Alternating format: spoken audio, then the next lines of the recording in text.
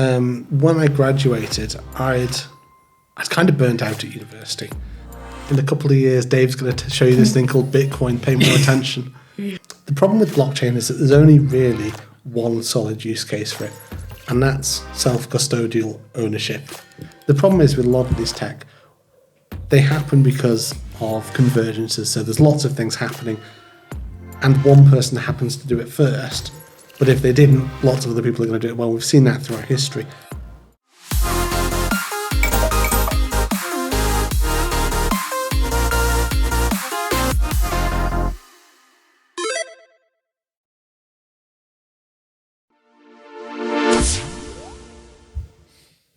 Welcome to the Manx Fintech podcast, where we unravel the fabric of fintech right here in the Isle of Man, bringing to light the innovations happening just around the corner from you. I'm the host, Massimo, and today we're diving into the world of blockchain. What is it? What does it do? With me here is Dan Thomas, self-imposed, self-described tech guy and problem solver. So welcome, Dan. Thank you very much for coming on. No, thanks for having me here. So firstly, Dan, how's things? Pretty good.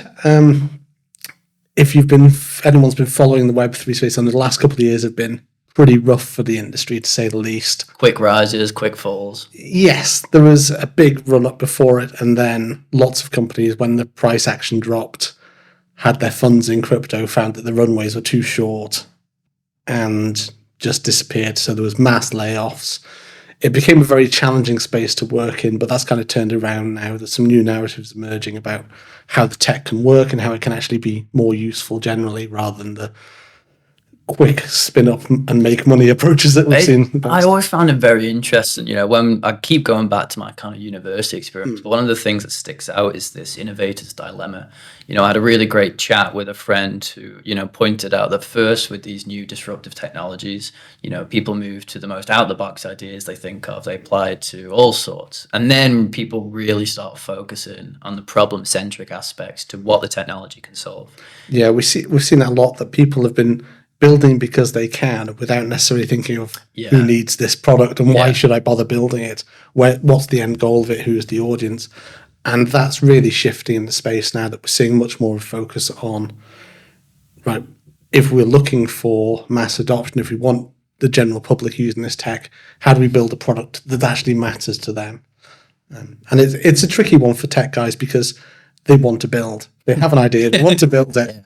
And they put their time and their own money into it, and then they come out with something that's very interesting at the end, but doesn't necessarily have that target market fit straight away. Exactly. Like even talking to, somebody pointed out to me when I was coming to them with ideas, and I'm like, well, okay, what problem are you solving, and will your market pay for it? And then you kind of realize straight away, like, wow, there really needs to be a bit more coordination to these ideas. But I mean, going back to, let's get straight into it.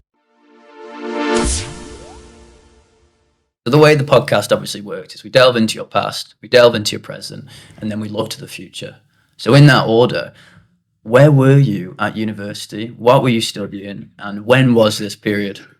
So that was last millennia, which makes me feel particularly old when I phrase it that way. So I went to university at the end of the 90s. I went to Liverpool and did egyptology, so ancient Egyptian history and particularly linguistics. So I spent 3 years there studying ancient Egyptian languages, hieroglyphs, took martial arts, and then came back to Ireland and went, that wasn't the most useful degree. which actually, because now my main focus is companies that have a business fit, and I'm not considering that when I did that degree. But I think it goes back to, as I said, having those conversations, obviously I'm only 23, but you have this just sheer need to just go out, and then you have the conversations, and then people make you realize, no, there needs to be a direction. But one of the things I'm interested in understanding, one of the things we keep talking about is this cross-pollination between knowledge. So looking to where you ended up now, is there any cross-pollination between the analytical side of what you studied and what you do now? Or was the degree worthless? Or, what elements of the degree do you still pick out and you still kind of go back to? It's a tricky one to look at, because at the end of the 90s, I think in the house I lived in with a few of the people I went to uni with, only one person had a computer. The guy who was doing computer science, who lived in the house, didn't own his own computer. And I had to work out of, we have there's a book called Garden's Description Grammar, which is this massive weighty tome. And there's a dictionary of ancient Egyptian, which is a handwritten dictionary, and that's the sort of thing I was studying. But when you look at, in terms of languages, the way hieroglyphics work isn't like a normal language. It's not necessarily spoken as well. It's structurally very different. So in a way, when I moved into dev work about 10 years ago now, it was quite useful because it meant that I could look at languages and programming languages and think of them slightly differently, that it wasn't like a normal language. It was closer to how something like ancient Egyptian would work, where it's slotted together and you have to look at it overall to see what it is. So in a way, it's a very vague link, but it was a way of thinking about it. I didn't really, looking back, one of the elements I wanted to do is looking back at 2001. I was a few months old. I mean, you really make me feel old now. Well, I tell you what else? Apple, 33p, closed for the year. The UK was the 4th largest economy globally, now sitting in 6th place. And more on the topic, £10,000 worth of goods and services. Guess how much they are now? Using the Bank of England inflation calculator as well. It must be about 18,000 £18,000. So looking back, just among that, is there anything else from your period at university which kind of sticks out? I think leaving university and moving into the world of telecoms was quite interesting, because when I was first at university, it was the first time I'd ever had a mobile phone. And I got it free because I think I got a certain bank account and it came with that. And you wouldn't carry it around with you. It was too big to carry. And you had... John, we weren't doing any mobile phones for our student bank accounts when they opened it. That moved on. Well, I think it was... for some reason, I think it was Barclays gave it to me for free with part of it, and you would pay £30 a month or something and get 10 text messages included in it. And it was that level of tech. And we had a phone at the end of the hall in our halls that we would have to use to call home, because it would cost a fortune if you tried to ring on your mobile. And that's kind of a good starting point for where I went into tech, that even though I wasn't using we were using computers to an extent. And even back then, we were finding ways to make them do things they weren't necessarily supposed to. I do remember one fun thing was that the university had a way of flagging adult content on the computers. And for some reason, they had set an alarm on the computers that used to go off if someone flagged one. So we would email, not the actual content, but the tag that would cause this alert. So someone would open a PDF with this tag on it, and all the alarms would go off in the computer room. And so we used to do things like that with computers, even though we hadn't necessarily used them. I mean, I had a personal computer years before, which was a Spectrum 128K, which had a tape player in to load games. But it was interesting back then that we were starting to see things like the internet becoming mainstream. We were starting to see the idea of internet shopping. We were starting to see mobile communications come out. So these changing business models. Yeah. And even we were starting to see things like camera tech and communication tech was starting to become something. What did you think about the kind of the hybrid, or the the synergy between cameras and mobile phones? Because looking back now, to me, it's like, how wasn't that done sooner? But, once you kind of wrapped up in it at the time, and, because the Nokia CEO came out and famously said, we're not going to bother at all. And it was those early 2000s, I think it would have been 2004, this was when we were doing that side of things. And it was at Manx Telecom, we're in the shop, we were selling these tech. I remember a friend of mine very smart guy, he's the guy I lived with, who did computer science at university. And we had the first camera phone in the shop. And he came in, it had a 0.2 megapixel camera, and you could take these incredibly grainy photos that if you knew what it was, you might be able to recognize. And I remember him saying to me, look, these are stupid, no one's ever going to want cameras on their phones. And I remember saying to him, but this is the first gen. Where it's going might be quite good. Iteration. Yeah. And when we first got MMS, nowadays you don't think anything of sending pictures via phones. But back then it was a revolution. It was incredibly complicated to set them up, and it was a nightmare to do. And half the time it didn't work. But we had to go through those teething pains to get to the state where we all have the smartphones now. So looking back, I kind of want to understand a little bit more about what was driving you back then. So the day you graduated, where are you? What were you doing? And what were you looking forward to for the future? I was never someone with that much of a plan, unfortunately. So when I graduated, I'd kind of burnt out at university. It was when I joined, I didn't realise, or I'd spoken to a lecturer at the time, and I'm more of a historian than I am a linguist, certainly was then. And the amount of language that we had to learn, I think at one point when I graduated, we'd done something like 7 separate languages, including, I mean, we were getting ancient Egyptian texts in How many other language, like, modern languages now? You kind of delved into it. Because, I mean, your proficiency to understand and comprehend different languages from learning 7, I mean, surely that's incredible, because once you're kind of within it, it's very easy to. If I'm traveling somewhere, I will try and pick one up a bit before I go. But a little, I think that I was so put off by them back then. I kind of didn't want to do them ever again. Because we were getting ancient Egyptian texts and we'd get translations to work with, but all the good Egyptologists are German. So with the text would be in German. So we're going, right, I've got to translate from ancient Egyptian and then use this German. What's that German connection there? Why are they all in German? I don't know. They just had there's a lot of very good Egyptologists who are German. So that made it.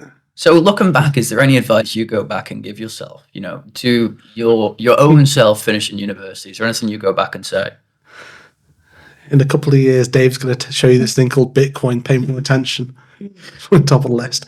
But I think it's the good for me that came out of university was I've done a lot of martial arts in the past, and that all came from my time at university. I was a fully certified, firearm certified close protection specialist, and we did a course for that. And again, that all was a tail end of me doing so much martial arts at university and then going off and traveling the world doing it later on. So from that side of things, it was very useful. The degree itself, in a way, it's good because it forced me to not specialise too soon. Originally, I was looking at doing journalism. Oh, okay. And which is ironic because a lot of what I do now is copywriting. But it was interesting to do the degree, and it's certainly a good conversation point in interviews. But for me, it wasn't that useful. It was always an interesting one because the more and more I talk, like as soon as I did GCSE, I knew I wanted to do business all the way through. But I didn't really understand that a lot of people still go to uni, and it's not with anything in mind. They just go. Yeah, I had no clear idea. I'd looked at doing medicine. I'd looked at doing physics as well. A friend of mine went off to university to do advanced physics. Oh, it was a fun one. Oh, I remember he came back and said, this is one of my exam questions. It was, how much air is in a bicycle tire? And that was the entirety of the question. I was like, okay, I'm glad I didn't do that. And yeah, I just went to university with no real plan and came out with the same that I'd graduated, and I came back to the island and I'd considered moving to Manchester. And then you started Manx Telecom in 2004. Yes. And you were there 16 years? Yeah, so before I did a couple of jobs in finance companies over here, just doing admin and that kind of thing, just to get some work under my belt and to get some money in. Pay off all the university debts. Yeah. And I'd started teaching martial arts around then as well. I'd flown to Cyprus and done an instructor qualification, so I came back and thought, I'll do the martial arts a bit and I will get a part-time job in a shop. Manx Telecom was hiring, so that's how I got there. And the martial arts never really went anywhere, although I did build a website for myself. But the smartphone boom did go somewhere whilst you were there. It did. I was part-time at Telecom, then I went full-time, and then phones started getting very interesting. It went from being very basic Nokia phones, which you call and text on, and then we sort of evolved through. And so retrospectively, the interesting thing I always draw, or I always want to understand as somebody who's, just coming out and trying to seek that experience, what kind of insights did you take away from that period that now you're looking forward and trying to understand what lies ahead based on, the experience of you witnessing the smartphone boom? Is there any kind of direct conclusions you've taken away? Any pointers you're looking for to kind of say, wow, we are at this point? Because obviously, for me and for the vast majority of people coming into Web3, it's still unknown territory. But for the people who were there in other previous kind of innovation cycles, it's things you've seen before. It is. I mean, it's interesting because it's weird. I look back and I think I was actually it was a nightmare at the time because we were constantly dealing with tech that didn't work.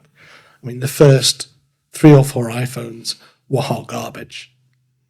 Sorry, Apple fans, but they really were. They were horrendous. Steve Jobs is turning.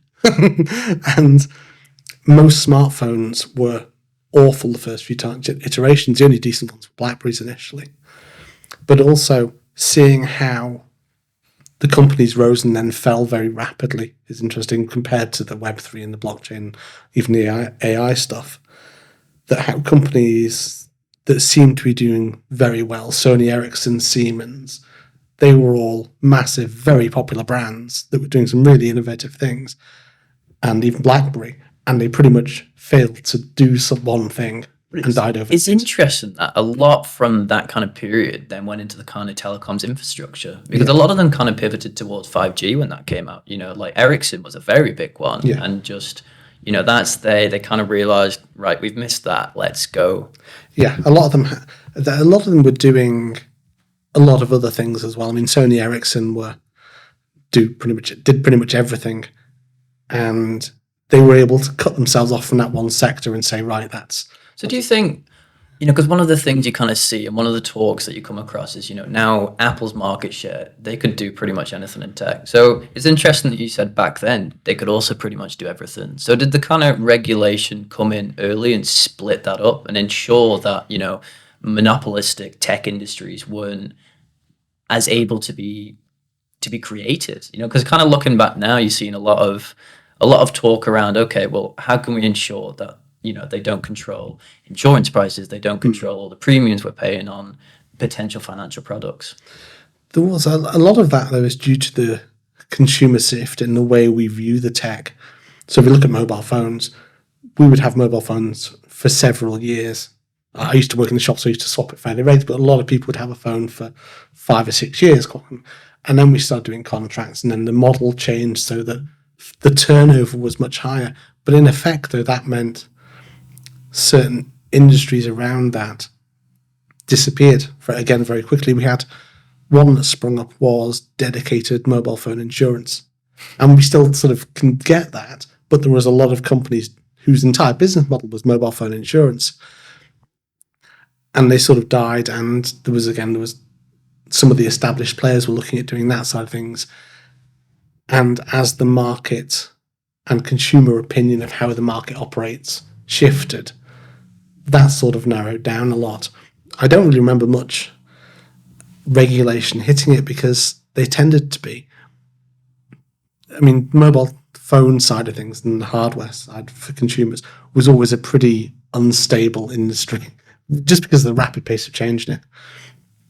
So they tended to be quite separated out from the company's main product. They were designed, if they failed, they could sort of handle it, apart from a few dedicated ones such as BlackBerry, who had gone all in on enterprise communication devices. And the Crackberries. Yeah, they were. I can just kind of remember there, right? Like I remember my mom, and, you know, she gave me the snake on my phone. But after that, you know, I think for my whole generation, we just completely iPhones only. Well, that's the thing. It's touchscreen phones, when they came along, BlackBerry just failed to pivot, and we used to have in the shop, people would come in and their BlackBerry had stopped working, and it was like the apocalypse had hit them. And these businesses, they would be, but I can't get emails on my phone. Like, well, log into your deal with it. It's a couple of hours. The nicest way, it's an email, but they'd got so accustomed to it. But then they had formed those habits, which then pass on to the next generation. So things like your parents using the BlackBerry have got you to the idea that it is okay to sit there and have your phone on your phone, because that's how they operated. Socialization. Yeah. And they also sort of changed that way we operate as a business, or people operate as businesses as well. They pivoted that from being it's 9 to 5 and then you're gone and no one can touch you because you're not at your desk, to being actually there's a bleed out into your personal life.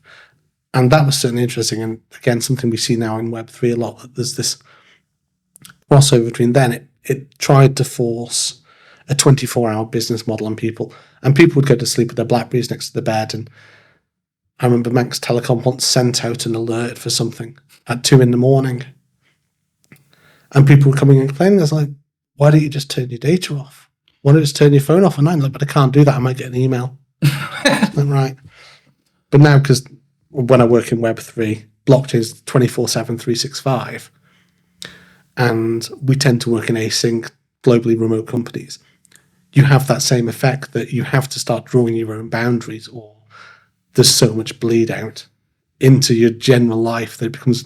So what kind of boundaries have you kind of created around that? If I'm not working, I turn the data off my phone. We had that conversation. I apologize for sending I didn't want to send a message at like 1 in the morning. Then you're like, yeah, it's all right, don't worry. Yeah, if I'm up, I have it turned on. Yeah. If I'm going to bed, I will turn my data off, and the phone goes away then until I get up in the morning and decide. For me, that's the kind of aspect I love. Like when I was studying, it was kind of all day, every day. You don't really stop. And for me, it's like I've not left. I can still kind of just pick it up and work as and when I want to. But then, going forward as things mature, I think that will change. Yeah. So going forward in terms of your articles is something I want to have a look at. Yeah. One of the things, in your articles, which was no one thinks they are the bad guy, you discussed about the application of blockchain technology and how that was fundamentally wrong. So picking back up on the point we started with, do you think now we are seeing a fundamental shift in how blockchain is applied? And where do you see this happening the most? Going back to this innovator's dilemma point, where are you now seeing the most correct application? But the most correct application is clearly artificial and subjective. But to you, where is it now being properly applied? I think the problem with blockchain is that there's only really one solid use case for it, and that's self-custodial ownership. Could you explain what self-custodial ownership means is? So if we look at, say, Bitcoin in terms of money, if I have Bitcoin, it's in a wallet I have full control over. No one else can access it. It's not like where your money's in the bank and you go and you ask the bank to give you your money back. It's fully in my control. I can transfer it to anyone in the world at any time if I want to. And that's the idea behind these blockchain tech, is that it's fully decentralized. So there is no one governing body that sits in the middle and can dictate where you want to send your money. There might be legal aspects to what you do afterwards, but no one can stop you doing it using the tech itself. What about because obviously another aspect is the centralized blockchains. Corporates using blockchains for internal transfers. One of the most famous examples that we talked about in first pods is, JP Morgan's Zoinks. And obviously you yourself are very much aware of a lot of these different tokenization projects. I think I read that 2.3 trillion had been settled in stable coins, and I think 197 billion worth of assets are tokenized, and 97% of these are stable coins. Yeah. So what's your kind of perspective on centralized blockchains and, the value they can allow corporates to benefit from? They're kind of useless, most of them. And in a way, it's been shown by the results of what happened that for the last probably early 2020, 2019, 2020, we were seeing a lot of closed model blockchains where it would be 2 or 3 companies working together to build a blockchain. But at that point, when you're doing these federated blockchains, there's no real benefit to overdoing something with databases. Not even in the transaction cost element, delivering bottom line. Well, no, because they're setting the transaction costs. And so and most of them weren't necessarily transferring money that way. Stable coins are slightly different. But for most of the centralized blockchain models, they're pretty much useless because you can build it faster, easier, and quicker in SQL. Yeah. And for the first couple of years, that was probably where I went wrong and why I'm not retired now. It's because I would have people come to me and say, we want to build this. And I'd say, well, okay, you can build it. It might take you a couple $100,000 to build it in a Web3 or a blockchain model and do all the things you need to do with that. And then you've got these issues with it. Or you can pay a competent developer $50,000 and they'll build it for you in SQL in a week. And I suppose it quite nicely highlights your kind of architect view, which is this kind of holistic approach to understanding how all these systems now work. Would you say you were an architect at the start, or do you think this is something that's been an ongoing process where now you can look back and go, yeah, okay, it's not just applying it to what the client needs, and it's now more suggesting like, look, although you have understood this technology and it can do this, it's not necessarily the best way. How many conversations have you had with clients where you've had to tell them like, look, It's not necessarily the best way to do it, but they just kind of go, no, don't care. Yeah. Quite a lot. An awful lot where, because a lot of the draw of crypto and blockchain and Web3 is the potential money sat in it. And a lot of interest is in the new financial model it raised, particularly for raising funds for new projects. That sort of, But ICOs have a very bad name as well. Yeah, ICOs are the problem is it's like going in Kickstarter project. Like the first kind of iteration of the fundraising. The model itself wasn't too bad. It was unregulated, and there was a lot of bad companies using it who were doing what we talked about. They were building product with no end goal in sight and no market fit and lots of hype. And ICOs, But you see, it's one of the interesting things about crypto, or one of the things, Bitcoin's dead. And again, I've referenced this book, but it's about finite games and infinite games. All these kind of news stories when they say it's dead, but it still comes back, despite the fact that there's numerous misallocations of funds, customer funds, numerous scandals. It's still here. Yeah. What's your perspective to that? Well, it's a bit like separating. The way I explain it is, so if you've got an iPhone, it uses mini SQL on it. Consumers don't care about mini SQL. As a developer, you need to understand it if you're building in it. But with blockchain, it's the same way that blockchain is just an underlying tech stack. It's a particular way of storing data. And what you can build from there becomes that end product. And lots of the end products were either companies that had some dodgy underlying motive, or poorly run, poorly managed, and poorly financed, or they didn't have a product that was viable for a market fit. So the tech itself is still valid, though. It still does exactly what it is, and we're seeing that with Bitcoin, which is probably the closest example of what it's designed for. That's where it initially came from, pretty much. That it does one thing very well, and it lets you transfer Bitcoin to anyone else in the world with no centralization on it. And that's where we see the problem emerging companies is, blockchain tech isn't designed for someone centralized to make money from it. It's very hard to find a viable model for that. So we see a lot of people raising funds initially, building a product, and then realizing they can't really monetize it that well because it's decentralized. Some companies then go, actually, if we got rid of the decentralization, we could still target that market. And what you end up is some sort of hybrid chimera product, which isn't really built on the proper tech, but can potentially make money. So looking to another aspect I really wanted to get into is this kind of community building around DeFi as well. I mean, obviously with your copywriting and the articles you've put out, it's very interesting to kind of read through and understand exactly why communities and why copywriting is so important to the maintenance of the creation. So could you give an overview of what copywriting is and why it is so imperative for Web3 communities? So copywriting for me, there's two main areas. The first thing to be aware of, copywriting really is just communication. It's just another form of, it's the same as any other communication. You just happen to be writing it down. The reason I like it is because I don't like large scale events. So being able to write something down means I can reach a larger audience. And for a company, it's the same thing. If you write good copy that targets a specific audience to their particular needs and goals, you can reach a lot more than your CEO standing on stage at events. But it is all about this kind of narrative creation, embedding that within, the target market. So one of the things I also wanted to ask, what's important about your personal narrative? What do you want people to understand from your own personal narrative in your digital presence, and how do you embed your own ideologies in the work that you do? I tend not. No easy question. But it's a good question because you see, I've worked with a lot of copywriters over the years and a lot of marketing people. And generally there's two types. There's the ones who have their own strong views about things, and that comes across in their copy. And they work very well with companies who are very strongly aligned with it, but they can be very challenging to deal with because when you critique their copy, they get very upset about it. And then there's my approach, and similar to a lot of people I've worked with, where you're doing it towards specific goals. So I don't really have any emotional attachment to the copy I wrote. Even the articles I've put out for Architect or the stuff I've put out in the past, I'm not emotionally attached to it. It's there for a specific purpose and to achieve a specific goal.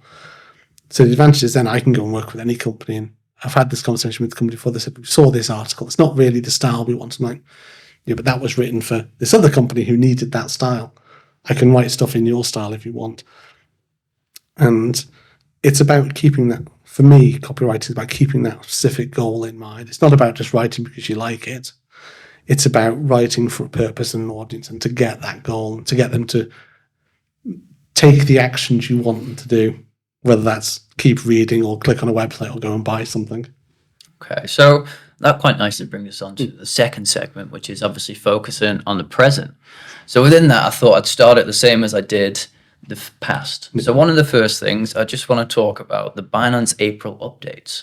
So we're seeing 11% decrease in market cap, 130 million fees generated from Bitcoin runes, and obviously a big one you're passionate about, which is liquid staking, which is hit 10 billion total value locked. Not only that, I mean, one of the things we were talking about is understand the rise and fall of Web3 companies. Well, Coinbase has come in and smashed that, and now they have total assets which have jumped over 100 billion. Their net revenue has increased to 1.6 billion year on year. And interestingly, talking about the mobile infrastructure point before, the biggest fundraising in DeFi and in the space is infrastructure, sitting at over $1 billion. So bringing this to a question, do you think we're in a new epoch? Do you think this is a new stage in the space? I mean, what are you looking forward to for this year and beyond? Do you really see differences from time past? I think... Or do you think this is hype? I don't think it's hype so much, but there's that phrase, while history doesn't repeat, it certainly rhymes. And we see this in every hype cycle, that something starts to do well. Normally Bitcoin leads the charge and everything else that gets the attention and more people come into it. What I have seen is that there's some companies have managed to survive the last couple of years, and they're the ones that are doing quite well. So Spool, who I work with, for example, they're an infrastructure product provider. They've been around for a couple of years now, and they've ridden out the rough couple of times over the last couple of years quite well. And companies like that seem to be doing a bit better this time around. But we're still going to see, as soon as it hits that exponential curve, start of that upwards, we're going to see the same thing. People will be flooding in. This time, one of the big narratives are real world assets, the RWAs. And we're going to see, same as we did with NFTs, we're going to see a lot of those spin up and a lot of them But is this kind of inflection point where, one of the big trends that you are seeing is digitalization, especially digitalization of money? In my research, I've found that the average digital revenue is 78.85% split across 76 businesses as an average. And, from 2 years ago, that has increased. I mean, one of the things people were saying from COVID is obviously moving forwards, but one of the lasting impacts has been these kind of behaviors on the older generation now as well. So you really are kind of seeing this massive untoward move towards digital. And there is some kind of, not laggards, but there is people who are now, saying in the shops, we want specifically cash. But what is your surmisation of this particular period? When do you expect it to move forward, and when do you expect the kind of hype cycles to begin again? I think we're getting towards it now. I've seen a few projects where the problem is it's finding a narrative that sticks tends to drive the ecosystem. So a few years ago, it was the NFTs and the profile pictures, and it was digital. It was digital identity. It was about communicating you're a member of a certain community and being able to communicate that. So Twitter did the Hexagon PFPs, which are linked to NFTs, and all the Web3 communication platforms started integrating it. And this time, we tried the AI hype. A lot of companies, and still are, talking about AI in that respect and building an AI product. And again, I've spoken to a lot and I've said, but this isn't AI. You can say it is as much as you want. It's funny because somebody did tell me that as well. I was working on something, and I said, look, we've done this AI, and they're like, no, you've not. You've done a simple information retrieval bot. And it goes back to those conversations at the start where you're like, okay, I've got these ideas, but what's your target market fit? And are you applying the technology correctly? Yeah, but that balances against the marketing side of things, and which is, to be honest, over the last few years in crypto, that's where I've seen the biggest shift. When I first started, there was virtually no marketers working in the space because it was so tech oriented, so tech focused that you had to have that core level understanding of how it operated before you could even do marketing for it. And now we've kind of shifted away from that we're moving into the secondary layers of tech. So even with AI, I remember I was talking to a guy who's a developer over here, and he said to me that in the AI side of things, people are talking to them about hosting, but they're not talking about it at that core building an AI model stuff. They're talking about building on top of other products and building on top of these other things. And it's the same with blockchain now. We're going for the L2s, the L3s, the subnets, and all these things that they kind of separate the company from that core base layer. So in a way, it's good because it means companies can spin up fast. They can do things.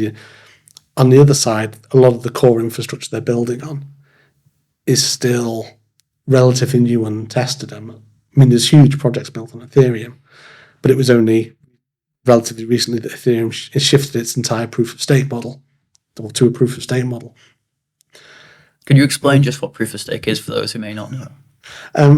So Bitcoin uses proof of work comparison, where in order to get transactions, you have to do work. Your computer has to do some work. And then if you do that, you might earn some Bitcoin back for it. Very simplified version. Well, you were earning 2 to 10 from the faucets back in the day. Yeah, back then. Don't worry, it makes me die inside a bit. Ethereum uses proof of stake, which is an alternative model where you stake your funds. So to run an Ethereum node, I think it's 32 ETH you've got to have, and you can then stake your funds, and that helps secure the chain. It's a very different model, and it lets you have lower fees, but there are risks around it, and it increases the centralization of the node, of the system inherently, because something like, or Ethereum previously was proof of work. You could go and spin up an Ethereum node yourself on your computer. You can't do that now. You have to have the 32 ETH to run the node, or you have to delegate your Ethereum. So if you had 32 ETH and were running a node, I could say, I've got 1 ETH. Here you are. I'll give it to you to stake on my behalf. And what we've ended up with is, I don't want to call it a tower of cards, because I'm not sure it's that unstable. But you end up with a product where I stake my ETH to you, and you say, okay, here's Massimo token back for your stake. I go, okay, great. I can go and build products using this. And then I can maybe stake this as well. And I can build, and you end up with these layers upon layers upon layers in DeFi. And it means there's some very innovative products out there, but they're still reliant on these foundations.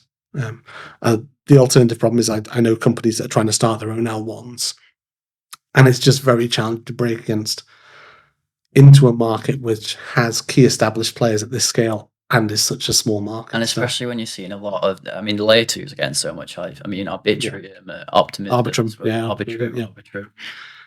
Yeah, they are. I mean, Arbitrum's a really interesting one, because that's... And Ocean as well, isn't it? There's so many L2s, and yeah, that's one of the things that... But this is why I personally think, now you are really seeing the scalability. It's that, to me, what kind of shows where we are in the innovator dilemma point of view. You really see the shift in how people are approaching, how the products interact with the target market. And I feel like now, one of the things you always saw, back in the 2021 bull run was the comparison of the TPS to existing payment systems. And now you really are seeing kind of a counter to that as well. Yeah, that's one interesting thing, is that a lot of these L2s are focused very much on how can we replace, or how can we rebuild what current financial systems do and current financial tech does using a blockchain. For me, I don't think that's the way to do it, because we've got existing financial tech. It's got its problems. Yes, it does certain things very well. Yes, MasterCard can do however many 1,000 transactions per second, but they are centralized systems, so they are inherently prone to certain vectors of attack and certain weaknesses. The idea with Bitcoin or blockchain generally is we can remove those weaknesses, but there's always a cost. In the case of blockchain, it's speed. It's quite interesting because it quite nicely brings me to my next point, which is I wanted to delve into some current news. So have you heard about the samurai? Well, samurai who obviously been charged with allegedly, knowingly laundering $100 million. I mean, a lot of people are now coming out in the community and calling it an attack on self-custody. Even Forbes ran an article where they said, as the fight for self-custody unfolds, we face two potential outcomes. The first is that community will prevail and the right to self-custody will be recognized as a fundamental right.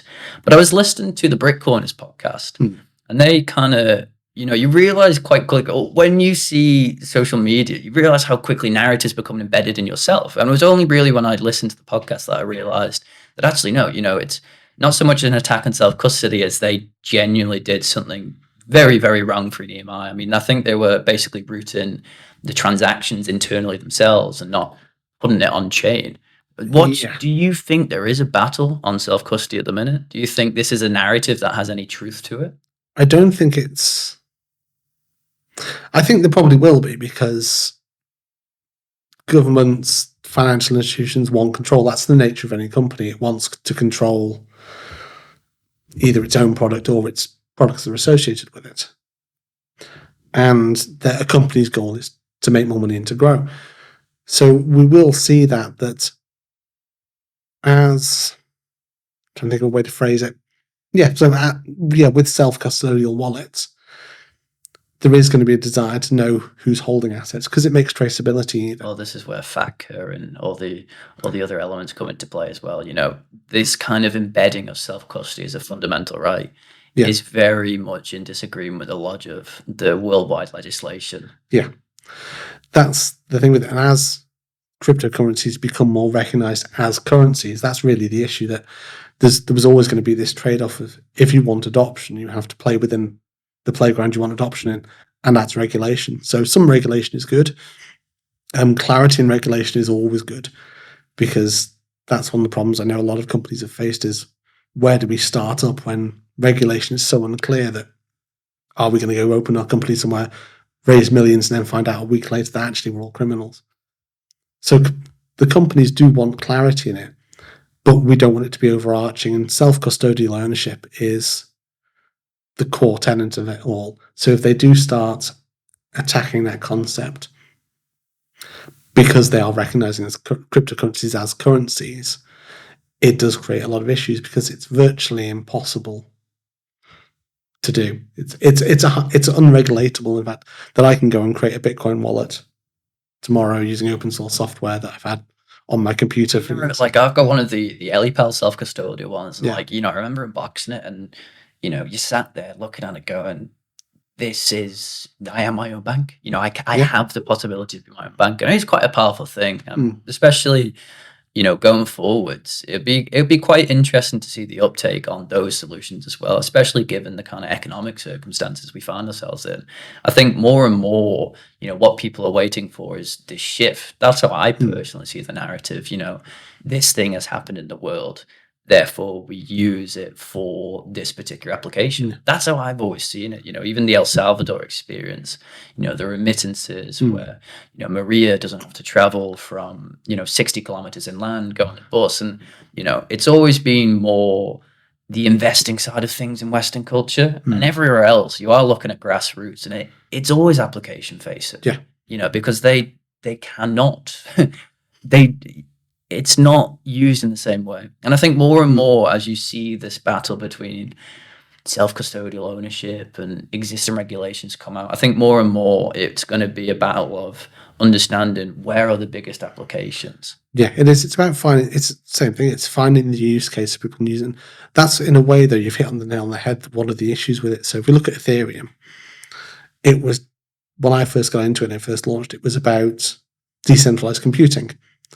And ETH, the token on it, was just a means of spam protection. So it was to prevent against programs running infinitely and just blocking the system, because eventually they would run out of them. But as it started to have value, people started to buy it as an investment, and then it becomes a currency. So we've seen that shift in ETH from being this computer model with like petrol in it, in effect, a gas, to power it, to being actually there's a currency, and the computing side is not separate to the currency, but the currency is the core focus of it. Could you explain a little bit about, why Ethereum is the world's first decentralized supercomputer and what Turing complete actually means? Ooh, technical stuff now. Yep. So Turing complete just means it can complete any, off the top of my head, program that a Turing computer can complete. I can't remember. Is Ethereum Turing complete? Yes, I think because that was the kind of, because it was Solidity's the language that's Solidity's the language on it. Because it was looking back at because on some of your copywriting articles or one of the AY ones, it was looking all the way back at AGI and looking at GPTs and looking at how that's developed as well. And obviously, when Turing first created his not supercomputer, when he first created the algorithm that beat the Nazi code, that language was the first Turing complete, and then he used it to assess. Obviously, does this display human level intelligence? Is it not? Yes. Is it human level intelligence? No, that's AGI, isn't it? Yeah, the AGI. So, jumping onto the AI side. So, at the minute we have what's narrow intelligence, where they can do one thing particularly well. But the idea is with an AGI is that it can perform anything quite well. So you could go off and, so if we look at someone like ChatGPT, for example, it can do certain things very well. It can communicate to you in a way that a human would communicate using language patterns, depending on what instructions you give it. But it can't go off and draw a picture. It can't solve problems. It can't. There's text elements to it. It's just like you think, oh great, this will be great. I can get this, and then you're like, oh come on. Well, that's the AGI thing is, and a lot of people I still talk to think that ChatGPT is a true AI.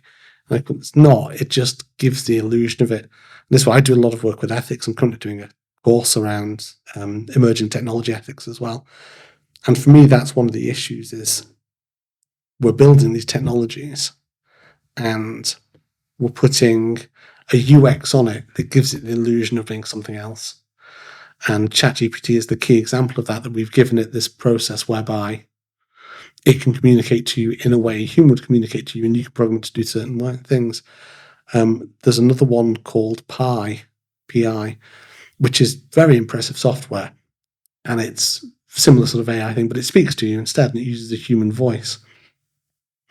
And I hadn't really experienced this concept of subliminally believing that an AI is a conscious thing until I used that, and I found myself saying please and thank you to it because it talks to you like a person. Do you know what? That's always the funniest thing. Whenever I show my friends it, GPT first, and it's always thank you or like please can you do this, or just very formal. Yeah. Well, when I first got into chat, I was using the dev side of it before it fully launched. So I think of it from a dev point of view, and I know that's just an output. But with Pi, for example, there's no back end to it. It's just an interface you talk to, and it will talk back to you. It has a number of voices you can talk to. It does the intonation and the pitch, and it talks to you in a humanized way. And that's where, just for that AI gets slightly risky to me, or this, not AI so much, but this technology, because you talk to that and you assume it's making the decisions. You forget there is a load of programmers sat behind it. It comes on to a bigger kind of concept of, is innovations. One of the things that I really love my economic history reading. And, one of the things I see why it took so long to progress is because previously in these ancient kingdoms, when these innovators went up to, the royals and said, look, I've got this great innovation, they recognized that it would inhibit their control. Yeah. And, for hundreds and hundreds of years, who knows how slow we develop. So I don't know. I think that might just be my perspective. I just think, you can't say no to it. I think there's an element of understanding the risk, but it's like if your child goes out in the playground, they might fall over, but they're going to get up, and they're going to have a bandage on it. And I think I don't know, it's an interesting one, because when we really are diving into the unknown, what is the safety? Well, that's the thing with it. And the problem is with a lot of this tech, they happen because of convergences. So there's lots of things happening, and one person happens to do it first. But if they didn't, lots of other people are going to do it well. We've seen that throughout history. And that's kind of where we are with the AI thing, that it was kind of inevitable that it's just computing power and speed and data capture had got to that stage where this was what we've got now was going to emerge. Happened to be ChatGPT first, or one of the first big ones. And they happened to find a way to make it easily accessible to people. That was the real genius behind ChatGPT. It wasn't that it necessarily does things, or particularly did things much better than anyone else. It was that they had a UX where anyone can go on it and just use it very simply without that programming background. But it was inevitable that would happen. And once that genie's out of the box, you can't really do it. You have to learn to accept it. You have to figure out how it's going to work. I've got a great question in the context of the Isle of Man later, but let's now move towards your consultancy firm, Architect. So could you tell us a little bit about what a disruptive technologist is, what kind of projects you work on, and a little bit about the services that you are offering? So Architect came about because I was originally branded as the wetware IA for a couple of years when I was a sole trader. And I just needed to change to a proper company model. There was various things I was planning to do. So I spun up Architect as a company to do very similarly to what I had then, but offer more clarity around it. It was very much me making stuff up back then, and now there's a clearer branding around it. So I do consulting around just emergent technologies, really. So I've done a lot of work, obviously, with blockchain and Web3, having certified as a solution architect in it back in 2020. But I've done a lot of work with VR companies, augmented reality, the whole metaverse concept of second layer of life kind of thing, and with the AI side as well. And I just help companies. I don't do so much the hands-on development anymore. I've done a lot of that in the past, but I try and steer clear of that because it's not something I particularly enjoy. But I help them largely scope out and understand how all the bits are going to fit together. So they say to me, we want to do a metaverse with in-game calling and certain security measures and language tracking and things on it. I'll say, okay, well, I can sit down then and map out what you're going to need to do for that, how many developers you're going to need, what products are out there that do it, how much the costings are going to be, time frames, and then they generally panic and say, well, we can't do that. The VR, the thing I think everybody knows that's coming at one point, but I think it's understanding when that breaks mass consumer adoption. So, working on the projects yourselves, like when I'm working Manx Telecom, you see the smartphone boom, what kind of period are you seeing this technology now emerge into the consumer foreplay and it being much more commonplace? Because I think right now, when you kind of play around with it, it's still novelty. Stuff. It's still completely, like, it's quite funny actually. Like I have in one of my neighbors, I was walking home and all I could see was him, moving about in his room doing this. But seriously, when are we likely to see that come more into the foreplay? Is it more an issue with the technology or an issue more with how consumers are viewing the technology? Do we want that yet? I think the VR side of it is going to be a bit down the line still, because there's still not an unpleasantness, but that uncanny valley effect in it, that you're using this, it's a fairly immersive environment, but it still inherently feels unreal. Yes. It's really at the minute a function of the computing power available in devices that small.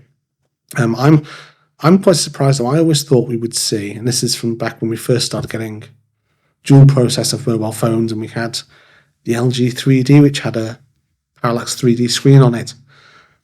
And I thought, if we could get a pair of goggles that sits in, or even have a pair of goggles that connects to it via Bluetooth, something normal glasses size with a couple of screens in. And we have quite small tech in that sense, but we still seem to be doing this thing of it's got to be an all-in-one product. Yeah. And that's slightly weird. I think when we get the shift from that, we say, actually, we've got pass-through camera visibility on a lightweight headset, so just a couple of screens, a couple of pass-through cameras on it. We've had clear LCDs for a while as well, so there's something. I really do think though, like they could be. I don't think people realize how transformative they could be, because to me, every consumer technology application then becomes, as you said, like an all-in-one. The market share for that is blurred because it can cross over so many industries. Well, that's it. The augmented reality side for it, I think, is where we're going to see the big boom next. Yeah. It's about not replacing the world and being in games things. It's about enhancing that day-to-day life the way smartphones have. I'm assuming you've watched Ready Player One. Yes. Yeah, all that. You know, if anybody's not checked out, just have a feel of what we're talking about. Go check it out. Yeah. The other one I like is Sword Art Online. That's an anime from years and years ago where they have a VR world and they get trapped in it, basically. I won't spoil it in case anyone, but it's well worth watching. Not the best anime out there, but it is worth watching for this sort of topic. But for me, it's about enhancing the realities. We already have this. We use headphones and we use pass-through headphones and we have voice activated and PAs in them which will talk to our phones. And the next layer is the visual. But the risk is with that, well, there's quite a few risks, but it starts to warp our view of what reality actually is. And if you think about how, say I went to university, I had a phone, I never used to take it out. Now my smartphone is everywhere. It's this unintended consequence element, which I know, if it's programmed to ensure it's delivering maximum happiness, and it knows that through understanding your hormones and your neurotransmitters, then it can create without realizing situations which create feelings of happiness. That kind of thinking is where it really. We know that works because Facebook did it. Yes. Do you know what? That's an interesting one, because I had a realization not too long ago. Like I remember when I was 13, 14, I spent hours on Facebook, and looking back, I was addicted. It wasn't just like he's watching Facebook videos. It's scrolling. Exactly. It's a self-fulfilling. That's why I got rid of it. I got rid of I never got TikTok because I knew I just scroll for hours. Because they have so much data to analyze so much they can do it. And they know that certain mindsets, if they put you in a certain emotional state, you will do certain behavior. Obviously now the US is requesting ByteDance sell TikTok too. Yeah. It's an interesting period. Yeah, I know when you look at Musk buying Twitter and everything, but that's so with the AI, with the augmented reality side, that's where we end up in the stage that if you have a pair of my glasses on that you wear permanently, I mean, these aren't actually medical, they're just blue light glasses I wear all the time because I'm a habit now, because we agree so much. But if I wore those permanently, it could alter my reality. And I think I wrote something about it a while ago where, let's say there's homeless people, you could have your glasses, remove them from existence. I remember a visual plan. And it's one of those things that seems like some weird dystopian thing, but it's quite plausible that could happen. If you're in a fully augmented environment where you're walking around, fully personalized environment as well, you can personalize to whatever you want. You can have it hide things, you can have it remove things. Wow. You can have it alter the way things look. Then sounds great. You're choosing your own environment, you're living the world you want to live in, but you're ignoring the bits that are problematic, and problems that are ignored don't go away. So multiple we start realities. That's a very interesting one. And even the other one I was thinking of was probably not in the Isle of Man. I can't see Manx politicians police doing it, but you could hide certain people. So if you look at various situations throughout history with fascist governments and things, having their hidden police and things, they could literally be hidden. They could be walking around and the glass could just calculate them out. And when we combine it with AI and the ability of AI to be able to do things like that on the fly quickly. Do you know what? This is one of the with Tom Cruise, one of the films, that was one of the plots, that this machine was helping this villain and it was blending from every single CCTV camera. Mission Impossible, isn't it? Yeah, that's the one. Wow. Yeah, that's one of the one of the risks that could actually happen with it. A visual representation of the risk we have. Very much we're going to go check it out. So looking forward now a little bit more with Architect. One of the central themes I want to embed within the show is how other people can go out and start building their own digital presence. Obviously it was very important when you started up. So how important was LinkedIn for where you are now, and how did you use it to get where you are now as well? It was critical and still is. It's my main. It's no paid advertisement. But LinkedIn's the only one social media I actively use. I have a Twitter account I never touch. I don't have anything else. I don't think I even set them up for the company. And I only have LinkedIn for the company. I wouldn't bother with it otherwise. But I had LinkedIn when I first worked at Manx Telecom, and I used to talk about blockchain stuff on there, even though I wasn't working in the space and I was working in telecom still. So I would use LinkedIn for that, just talk about things. And that's how I got my first project, which was when I was at Manx Telecom, Van In Ventures, which is Manx Telecom's tech incubator side. One of the guys there said to me, "Look, we know you know our blockchain. I was in the DevOps team at Manx Telecom dealing with the billing infrastructure. They said, look, we've got a project with this company called Minima. They're looking to integrate into us, and we're looking to build some sort of model around how this could work for international roaming." So they brought me on. So that, and then once that had finished, I basically decided I was leaving telecom, went into it, and I just ramped up my LinkedIn. I thought I can go on. Crypto Twitter wasn't as much then as it is now. Yeah, it's a different kind of space to the old LinkedIn. It is, and I was like, I don't want to be out there talking to people who are day trading crypto because they're not going to hire me. I'm going to be talking to the guys who are building the project, who are the CEOs, who are the developers. So this quite nicely brings us to, what kind of general rules of thumb do you operate your digital presence with? What would you recommend to other people seeking to build out a similar profile? You can't be another something. That's the one thing I always say to people that I get copywriters. I used to do a lot of work with other people who were doing copywriting, either helping them on how they were writing copy or branding themselves. And that's the first thing I say to you, you can't just be another copywriter because then you're generic. You've got to be something else. Well, this goes back to what narrative do you embed into your own copywriter? Yeah. And that's why when I first started, I was the webware IA, because I thought I can't just be, I do copywriting for Web3 companies, because that puts you in a big pile of other people and you end up in a price race to the floor. You've got to have that differentiation. And LinkedIn's a tricky one because you have to stand out in some way. So I was probably one of the first people to use an NFT as my profile picture. I had one either 2019 or 2020-ish. And I've used a few random ones since then. I had when Ready Player Me, which is the animated avatar software, when they first launched, I had one of those in it, and I was using it on video calls as well. So you've got to do things like that just to make yourself stand out, and you've got to have something which is relevant to the particular audience.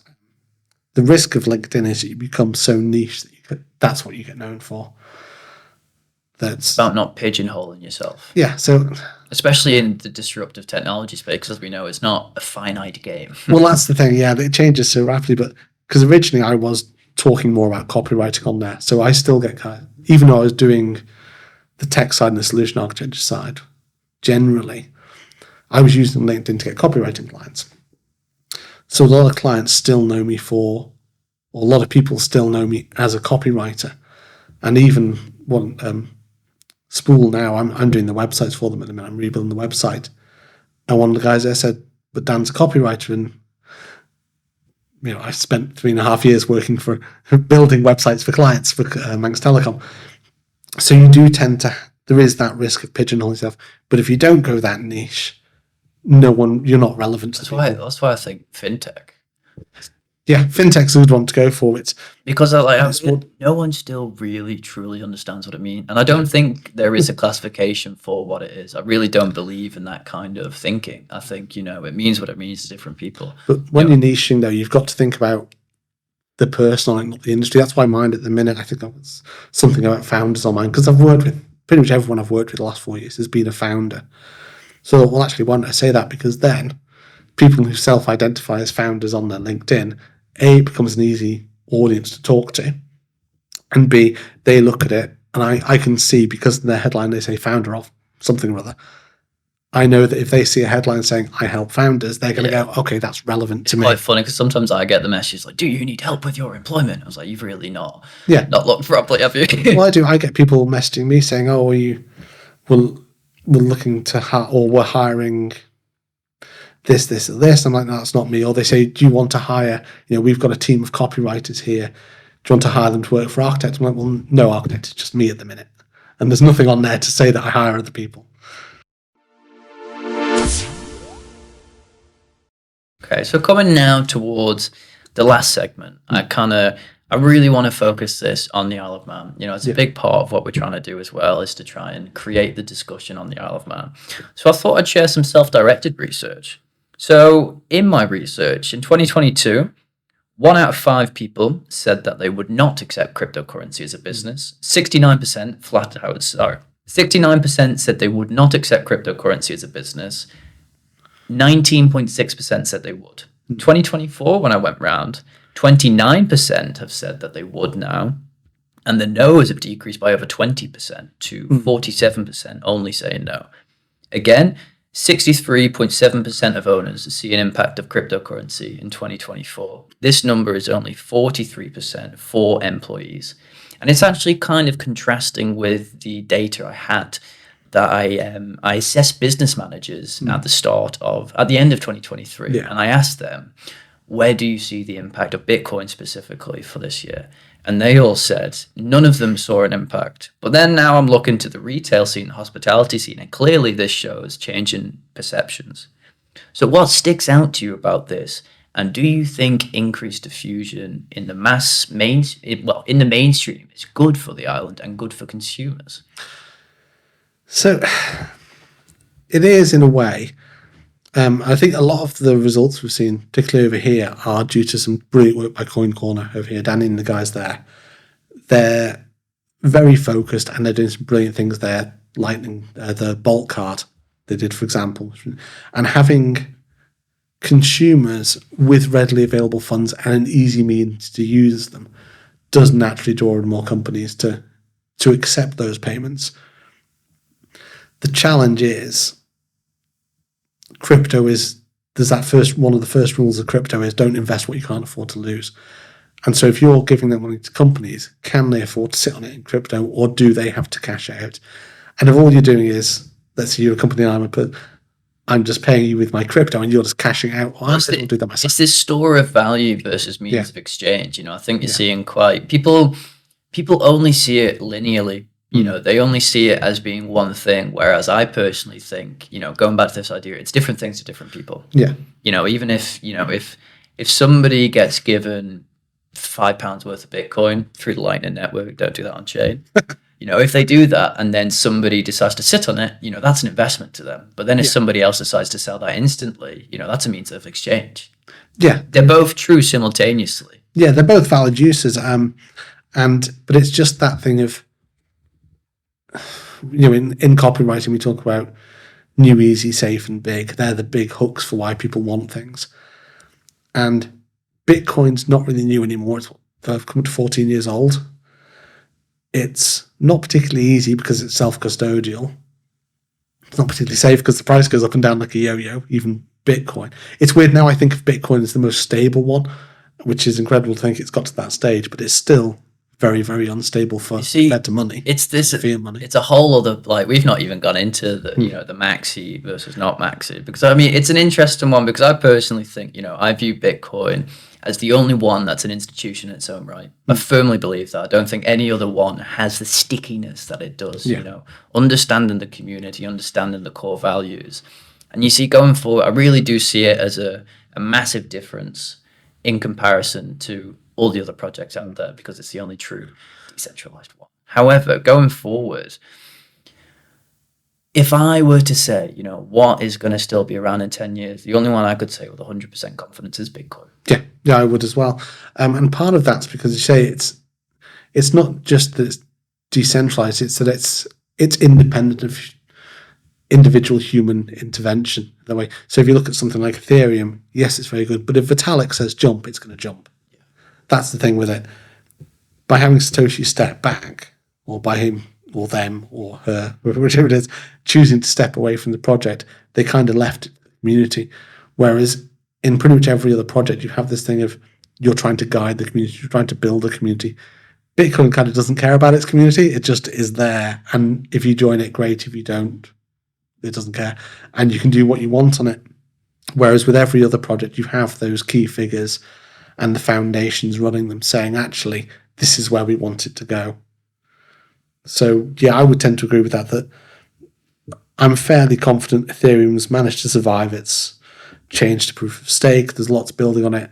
It'll probably be around to some extent for a while, but I wouldn't want to bet on it. Exactly. That's the thing, when you firmly, because I've had multiple arguments, debates, heated debates.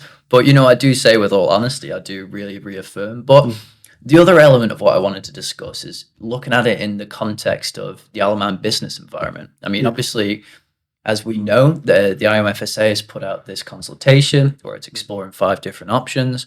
So one of the things you talked about in your M-Word podcast as well, and back in 2020, was, talking about bringing companies over here. Yeah. Is that still an ideal you're working towards? And given the regulation considerations that the IOMFSA is now taking into account in terms of the options, how do you feel is best to proceed to start bringing this opportunity to the island?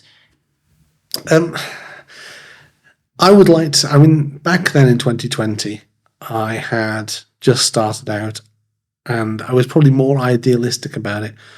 But we also hadn't had COVID, we hadn't had lockdown, we hadn't had the shift that we've now seen to working from home and working remotely. And we've been through that. And yes, a lot of companies are trying to bring people back to the office, but there is that general acceptance of the remote working as just a standard option. So from a personal point of view, I'm less concerned about the number of companies over here in the ecosystem I'm in, just because it doesn't really directly affect me. I can go and work with anyone in the world.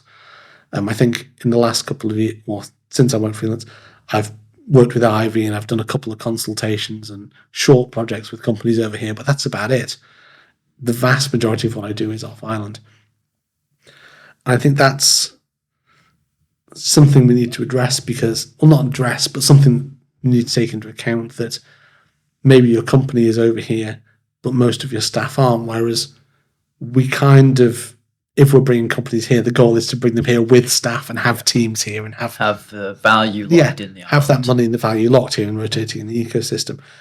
And that's a very different challenge now to what it was then, that we just can't assume that a company that is based here and is going to have all its staff here is going to be financially viable compared to one that maybe has a small team here and developed teams are based in Europe, so someone's based somewhere else. Retrospectively speaking, looking back from that Edward podcast, what has changed between now and then? What drastic changes, if there is, have you seen? Well, when I did the podcast, I said, come out of 15 years working at telecom, we didn't really have remote working. I used to sit in the open plan office with everyone else on my laptop. And I was talking to people in their headquarters, but I was still in this building somewhere else. So looking back, it's just bizarre that was how we did it, whereas now I just work from home and do it. And we've seen that shift where we have that acceptance. And that's where what I've really seen the big difference, that even non-Web3 companies that I talk to have no problem about hiring remotely. And a lot of the skilled workforce, and particularly in Web3, won't do office work. They just flat out refuse to do it. They won't apply to jobs which have it or even a day in the office as an option. And that's where I've just seen this big shift. And so personally, I've seen it, but also when I'm talking to, there's a lot of specialist recruiters I talk to as well, who I know, who I've known for a few years now. And they say the same thing. They get companies coming to them saying, right, we're opening an office here and we need 3 members of staff. And they say to them, well, you won't get crypto specialist ones. Yeah. They'll just laugh at you. And there's 2 things actually that Web3 people generally want. It's a pay scale on the job description and fully remote working and async working. And it's not even the remote work, it's the async nature that needs to be pinned down. So I suppose what it's really about then, in terms of, a government point of view, is understanding, okay, given the new way of working, given the fact that, companies naturally are decentralized, now moving towards that, how do we retain the corporate structures here? How are we talking the corporate structures, even though employees are dispersed and we're not necessarily going to have the employees coming here spending money? I don't even think it's that. I think they've got to look at where is the value going to come to the island from having people in. Is it from having the company set up, or is it from having the people like myself generation? Well, the people like myself here who are bringing money in because we're working remotely. We live here, but we work with companies offline, so we're bringing money in. Do we say, right, if we made this really appealing to experienced developers and they all moved here, would that bring in more money necessarily than having a company where 2 or 3 token people sit in the office and everyone else works off island? And I think that's the thing, that the finances of companies and the way money flows has become a more globalized system. We see that through Bitcoinings, but we also see it in normal fintech as well, that there's this distribution of flow and of where the money's held that needs to be taken more into account. We can't just say, we're going to move a company here, you've got to have all your staff here, and you've got to have all your money sat here as well, because it just doesn't work like that anymore.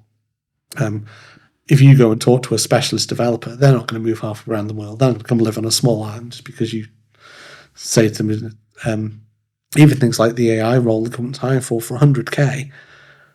I don't know who's applied for it or if they've found someone or not, but I do know that there's a lot of very high up specialists who I've spoken to who are aware of it, and they said, I'm not moving to the Isle of Man for that much money. It's just not viable.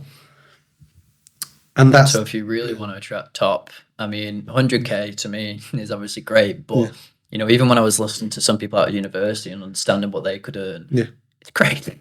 It really is crazy. It is. I mean, I remember when we had the last proper bull run, there was jobs for 500K plus for developers in crypto. And I remember talking to one guy who was a very experienced Solidity dev, and he said he wasn't going to take a job for less than $1 million.